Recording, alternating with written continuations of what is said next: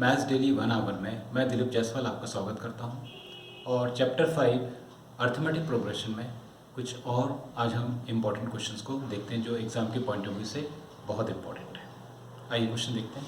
Spiral is made up of successive semi circles with the centres alternatively at A and B, starting with the centre at A of radius 0.5, 1, 1.5, 2 centimeter as shown in the figure. What is the total length of such spiral made up of 13 consecutive semicircle? तो देखिए ऐसे जो semicircles हैं वो total हमें दिया है 13 semicircles। तो इसका मतलब है कि यहाँ पे n की वैल्यू मुझे मिल गई कितनी 13। अब आप एक चीज़ नोटिस करिए कि मान के चलिए अगर पहले सेंटर A लिया और मैंने एक सेमी सर्किल बनाया, ये मेरा आइगन हुआ और जिसका रेडियस कितना गिवन है मुझे 0.5।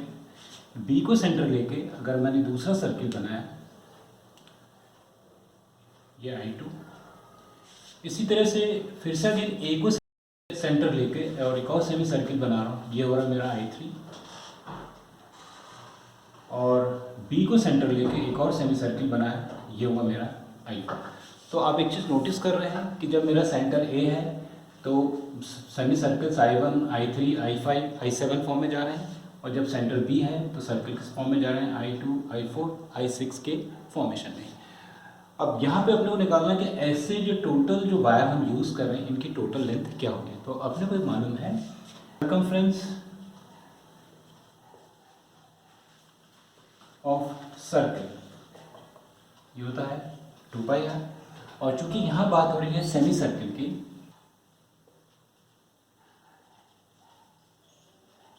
सर्कमफ्रेंस ऑफ सेमी सर्कल ये हो जाएगा आपका πr।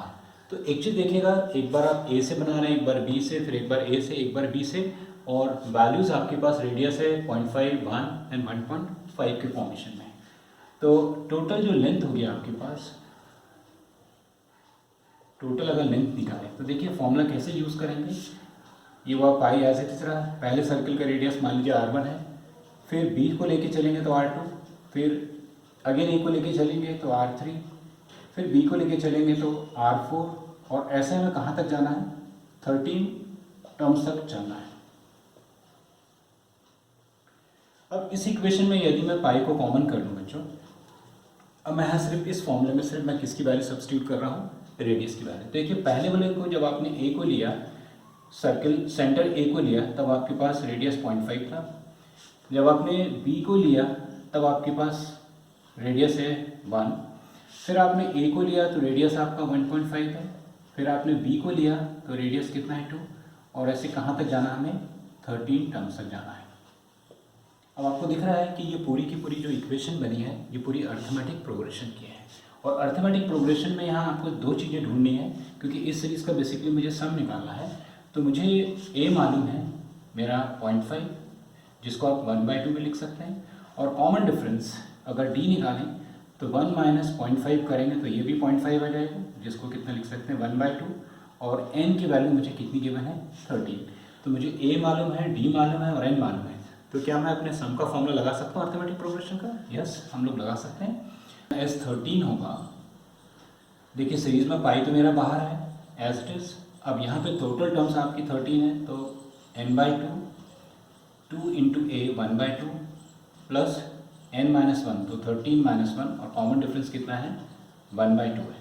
और टर्म्स को सॉल्व करेंगे। अब यहाँ पाई की वैल्यू चूँकि यहाँ मेंशन है 22/7 लेनी है, तो मैं 22/7 ले लूँ, 13/2, और 2 से 2 कैंसिल हो जाएगा, 1 बच जाएगा, और 13 - 1 कितना आ जाएगा बच्चों आपका 12, और 12 × 1/2 करेंगे तो ये आ जाएगा 6, और 6 + 1 कितना आ जाएगा 7। तो आपके जो एक्सप्रेशन में जो वैल्यू है वो है 22/7, 13/2 × 7। तो देखिए बहुत इजीली ये नंबर कट गए, 7 से 7, 2 से 22 कट जाएगा 11 टाइम्स, और 11 को जब 13 से मल्टीप्लाई करेंगे तो आंसर आ जाएगा आपका 143 सेंटीमीटर।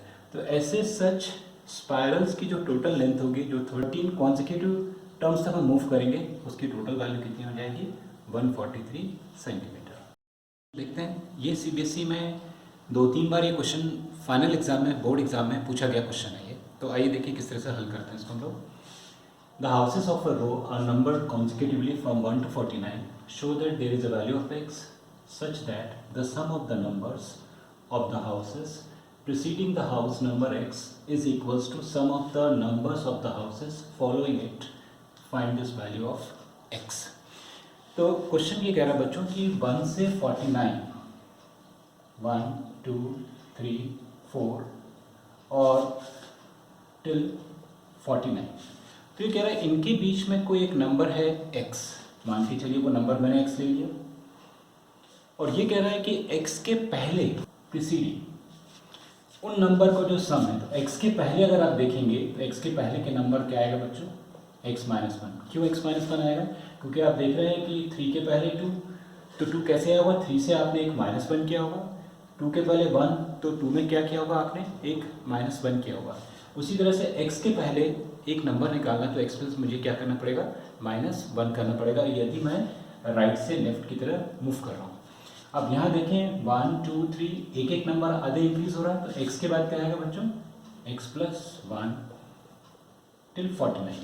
तो हमारा जो पूरा जो क्वेश्चन है कि x के मुझे वो नंबर फाइंड करना है, x जो उसके पहले नंबर का सम और उसके बाद वाले नंबर का जो सम है वो इक्वल है। तो चलिए अगर मैं इसको दो सीरीज मान लूँ, अगर मैंने इसको पहली सीरीज माना और इसको मैंने दूसरी सीरीज माना, तो देखिए अगर ये नंबर 1 से स्टार्ट है, अगर सीरीज आपकी है 1 2 3 टिल x माइनस वन, तो बहुत सिंपल कॉन्सेप्ट मालूम है कि यदि कोई भी सीरीज 1 से स्टार्ट है और कॉन्सिक्यूटिवली 1 2 3 मतलब 1 का डिफरेंस है, तो जो लास्ट नंबर होता है यही हमारी सीरीज की क्या हो जाती है, नंबर ऑफ टर्म्स। तो इन सारे नंबर का यदि मैं सम निकालूँ, तो सम का जो फॉर्मूला होता है मेरा Sn equals to n by two a plus n minus one into D.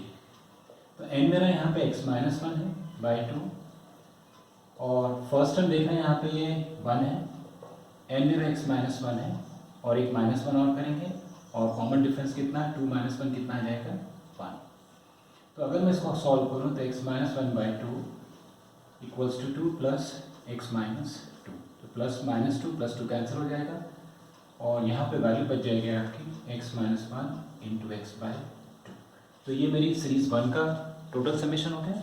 इसी तरह से यदि मैं दूसरी सीरीज़ का समेशन करूँ, सेकेंड सीरीज़, तो सेकेंड सीरीज़ मेरी स्टार्ट हो रही है x plus one x plus two till कहाँ तक जाएगा, 49।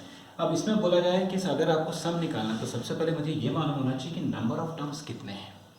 तो नंबर ऑफ टर्म्स निकालने का जो तरीका है कि अगर सीरीज़ स्टार्ट हो रही है x प्लस वन से और 49 तक जा रही है, तो 49 मेरा क्या होगा, लास्ट टर्म, जो हम कह सकते हैं nth टर्म। तो लास्ट टर्म का फॉर्मूला होता है Tn equals to a plus n minus one into d. तो मैं Tn is 49, first term is called x plus one, मुझे n निकालना है minus capital N minus one, और कॉमन डिफरेंस कितना आ जाएगा बच्चों, 1, क्योंकि पूरी सीरीज में कॉमन डिफरेंस एक बार अगर एक AP दे दिया और एक बार आपने कॉमन डिफरेंस निकाल लिया तो वो थ्रू आउट सीरीज़ के लिए काम आता है। तो कॉमन डिफरेंस कितना हो जाएगा 1, तो ये हो जाएगा 49 equals to x plus one plus n minus one, plus one minus one cut जाएगा, कैपिटल N आ जाएगा 49 माइनस x। या इसी सीरीज़ को मैं दूसरे तरीके से भी निकाल सकता था बच्चों, बहुत सिंपल वे था। क्या था कि अगर मैं सीरीज़ को यहाँ तक ले जाता, तो ये टोटल वैल्यू है मेरी x, और ये टोटल वैल्यू कितनी है बच्चों, 49।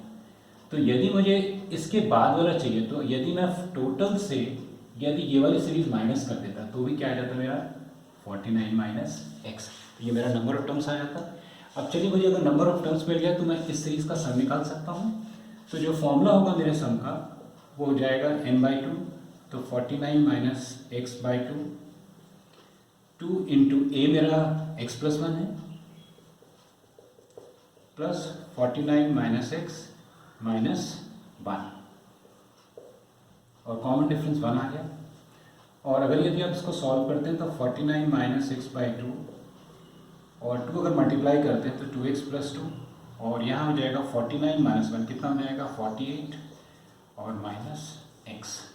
तो आपके पास टर्म हो जाएगी 49 माइनस एक्स बाई टू और 2x x जाएगा तो कितना बचेगा बच्चों x प्लस 2 प्लस 48 कितना हो जाएगा 50।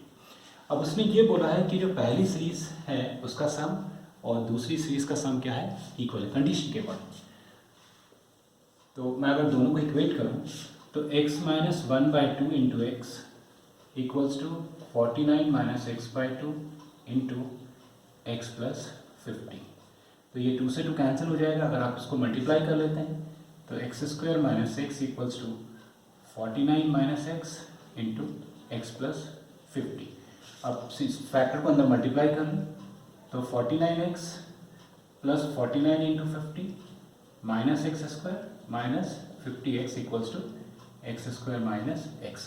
तो अब देखेंगे आप 49x से 50x अगर लेस होगा तो कितना बचेगा माइनस एक्स, और ये हो जाएगा 49 into 50 minus x square equals to x square minus x. तो माइनस एक्स कैंसिल हो जाएगा और माइनस एक्स स्क्वायर जब लेफ्ट हैंड साइड जाएगा तो प्लस एक्स स्क्वायर, तो 2x square equals to 49 into 50 और 2 से अगर मैं कैंसिल कर दूँ 50 को तो 25 टाइम्स, तो एक्स स्क्वायर आ गया मेरा 49 इंटू 25। और जब आपको स्क्वायर रूट निकालना है तो 49 का स्क्वायर रूट 7, 25 का आ जाएगा 5, तो x की वैल्यू कितनी आ जाएगी 35। तो इस तरह से मेरा आंसर कितना आ जाएगा 35। तो चलिए इसको हम क्रॉस चेक करते हैं कि वो नंबर 35 सही है या नहीं। आपका 1 2 3 4 टिल आपने नंबर फाइंड आउट किया 35, 36 अप टू 49 और 35 के पहले 34। तो क्रॉस चेक कैसे करेंगे बच्चों यहाँ पे कि 1 से 34 तक की सीरीज़ जो नंबर हैं उनका अगर हम सम निकालें तो सीरीज़ आपके पास है 1 + 2 + 3 + 4 अप टू 34। तो टोटल नंबर ऑफ टर्म्स 1 से 34 हो जाएगा। तो एम मेरा 34, ए हो गया 1, डी हो गया 1 और एन कितना हो गया 34। तो ज़रा सम का फॉर्मूला लगाएं हम लोग, तो n/2 2a plus 34 minus 1 common difference 1 है, तो 34/2 इंटू 2 प्लस 34 माइनस 1 कितना आएगा 33। तो 34/2 इंटू 2 प्लस 33 कितना आ जाएगा 35। इसको कैंसिल करेंगे 17 टाइम्स और 17 इंटू 35 करेंगे तो आ जाएगा 595। ओके, नेक्स्ट सीरीज़ हम लोग देखते हैं जो सीरीज़ इस नंबर के बाद स्टार्ट हो रही थी, तो वो है 36, 37 अप टू 49। चलिए इसमें नंबर ऑफ टर्म्स निकालें। तो सीरीज़ में फर्स्ट टर्म मालूम है, कॉमन डिफरेंस मालूम है, लास्ट टर्म मालूम है। तो फॉर्मूला हो जाएगा a + n - 1 इंटू डी। मेरा लास्ट टर्म है 49, फर्स्ट टर्म है 36, n मुझे नहीं मालूम है और कॉमन डिफरेंस कितना है 1। तो 49 इक्वल्स टू 36 प्लस n - 1, तो 36 - 1 कितना आ जाएगा 35। 35 प्लस n इक्वल्स टू 49, 35 को शिफ्ट किया लेफ्ट हैंड साइड तो 49 - 35 इक्वल्स टू n कितना आ गया मेरा 40। तो चलिए इसका मतलब 36 से 49 के बीच में नंबर ऑफ टर्म्स जो हैं वो टोटल कितने हैं 14। और यदि मैं इस सीरीज़ का सम निकालूं तो मेरा जो सम होगा बच्चों वो हो जाएगा n/2 2 इंटू 36 प्लस 14 माइनस 1 और कॉमन डिफरेंस तो 1 है मेरा, तो 14/2 और 2 इंटू 36 कितना आ जाएगा 72 और 14 माइनस 1 कितना आ गया 13। 14/2 इंटू 72 प्लस 13 कितना आ जाएगा आपका 85 और ये 2 से 14 कट जाएगा 7 टाइम्स और 7 इंटू 85 करेंगे तो कितना आ जाएगा 595। तो इसका मतलब देखिए ये भी एक प्रकार का एक्चुअली एक क्विज हो गया कि 1 से 49 के बीच में मुझे कोई एक ऐसा नंबर लेना है कि उस नंबर के पहले वाले नंबर का सम निकालें और उस नंबर के बाद वाले नंबर का सम निकालें, तो वो दोनों सम क्या होंगे इक्वल आना चाहिए।